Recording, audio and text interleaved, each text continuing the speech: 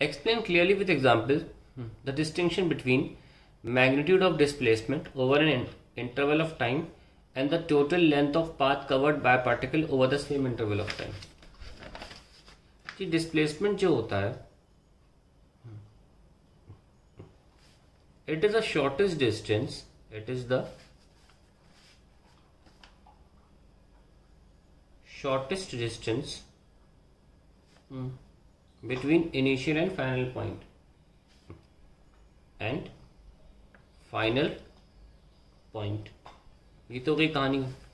और डिस्प्लेसमेंट और जो एक्चुअल पाथ लेंथ होता है, जैसे डिस्टेंस बोलते हैं actual path length, that is the measure of the actual path followed. Measure of the actual path followed. जैसे इससे एग्जाम्पल बता सकता हूं मैं कि जैसे कि मान लीजिए ए और बी दो पॉइंट्स हैं, इनिशियल फाइनल पॉइंट. तो ये जो मैंने जिगजैग बनाया डिस्टेंस है, और जो डायरेक्ट जा रहा है इसको अल्टीमेटली कोई रास्ता भले ही ना हो, यहाँ पे इनिशियल और फाइनल कोऑर्डिनेट्स को सब्ट्रैक्ट करके हम डिस्प्लेसमेंट पता लगा लेते हैं. तो that is can be the difference between the two. जैसे कि क्वेश्चन भी मैं दिया था एक डिसऑनेस्ट ऑटो ड्राइवर वाला कि ए से बी था 10 किलोमीटर, पर वो 23 किलोमीटर घुमा के लाता है बंदे को. तो वो 23 किलोमीटर डिस्टेंस हुआ, हालांकि डिस्प्लेसमेंट 10 किलोमीटर हुआ. Now magnitude of average velocity over an interval of time and the average speed over the same interval. हम यही एग्जाम्पल यूज कर सकते हैं. पहले देख लेते हैं एवरेज वेलोसिटी के. That is total displacement upon total time. That is the velocity.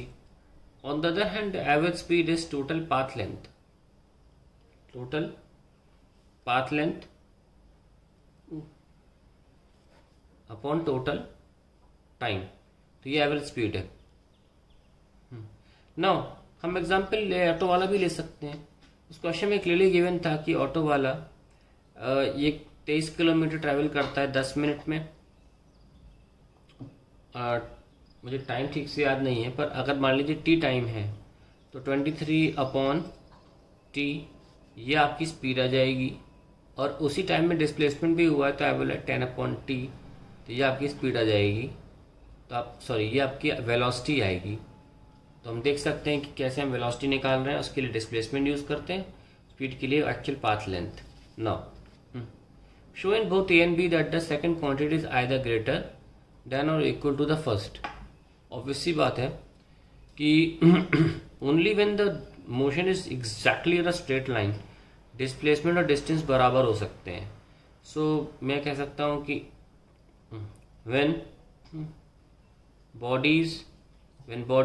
body moves